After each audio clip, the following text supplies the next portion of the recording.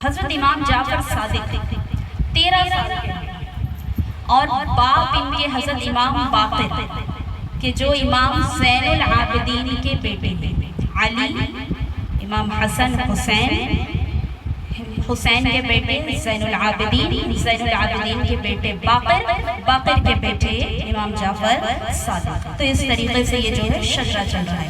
تو باپ کی درسگاہ میں بچہ بیٹھا ہوا ہے، باپ درس پڑھا رہا ہے، سبق پڑھا رہا ہے، دنیاوی تعلیم کی بات چل رہی ہے، فلسفے پر بات چل رہی ہے۔ ارسطو جو بہت بڑا فلسفی گزرا ہے، جسے انگلش میں ایرسٹوٹل کہا جاتا ہے، بہت بڑا فلسفر، اس کا ایک نظریہ باپ نے پیش کیا ہے۔ حضرت امام باقر نے کہا کہ ایرسٹوٹل کے تھاٹس کے مطابق یہ دنیا 4 عناصر پر بنی ہوئی ہے، 4 چیزوں پر دنیا جو ہے بیس ہے۔ کیا کیا 4 چیزیں؟ ہوا، پانی، آگ، مٹی، کہ یہ 4 چیزیں ہیں جو بیسک چیزیں ہیں یہاں پر، ایک ہوا، ایک پانی، ایک مٹی اور ایک آگ۔ کہا کہ یہ 4 چیزیں ہیں جس پر دنیا بیسڈ ہے۔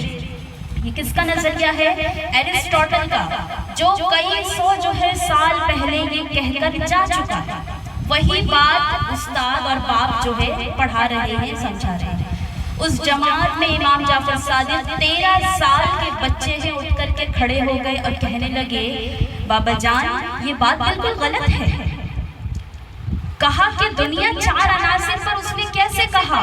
4 چیزیں کس طرح کہہ دی؟ ان میں سے ہر ایک جو ہے اپنے اندر ڈھیروں چیزیں سمائے ہوئے ہیں۔ کیسے؟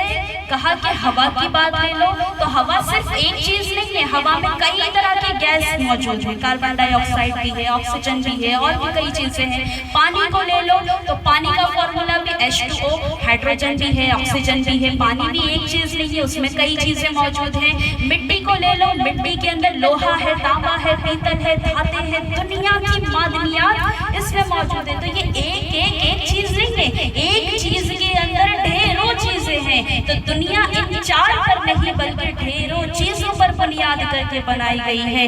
یہ کس نے کہا ہے؟ 13 سالہ امام جعفر نے کہا ہے۔ ابھی کوئی ریسرچ نہیں ہوئی ہے، ابھی کوئی سائنٹسٹ نہیں آیا ہے، سینکڑوں سال بعد سائنٹسٹ آ کر کے پھر اس جملے پر غور کر کے جو ہے نئی چیزیں ایجاد کرتے گئے کہ ہاں ہوا میں یہ چیزیں موجود ہیں، پانی میں یہ چیزیں موجود ہیں، آگ میں یہ چیزیں موجود ہیں، مٹی کے اندر یہ خزانے موجود ہیں۔ تو کئی سو سالوں بعد آج سائنٹسٹ ریسرچ کر رہے ہیں، وہ بات 13 سالہ امام جعفر صادق اپنے بچپنے میں کہہ کر گزر گئے۔ تو یہ امام جعفر صادق کی زندگی آگے بڑھ رہی ہے اور مقام ان کا، مرتبہ ان کا کہ ہم جو حنفی ہیں، امام اعظم ابو حنیفہ کے ماننے والے، ہمارا مسلک حنفی، نماز کا طریقہ، وضو کا طریقہ، غسل کا طریقہ، سب ہم کون سا مسلک فالو کرتے ہیں؟ حنفی مسلک فالو کرتے ہیں۔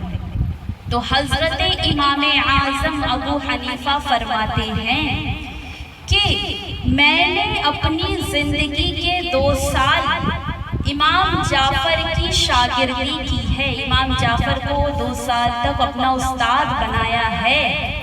فرماتے ہیں کہ اگر وہ 2 سال میری زندگی میں نہ ہوتے، وہ 2 سال میں امام جعفر کی زندگی میں نہ گزارے ہوتے، ان کی رہبری میں نہ گزارے ہوتے، تو میں ہلاک ہو جاتا، میں برباد ہو جاتا۔ میرا آج جو بھی علم ہے، جو کچھ بھی ہے، سب امام جعفر صادق کا فیض ہے۔ تو یعنی ہمارے مسئلے مسائل، ہمارے طور طریقے، سنت، فرائض، واجبات، یہ سب کچھ بنیاد امام اعظم ابو حنیفہ کو بناتے ہیں۔ اور امام اعظم فرما رہے ہیں کہ میرے استاد امام جعفر صادق سے میں نے سب کچھ لیا ہوا ہے۔ تو یہ حضرت امام جعفر صادق ہے کہ جن کا مقام بہت بلند ہے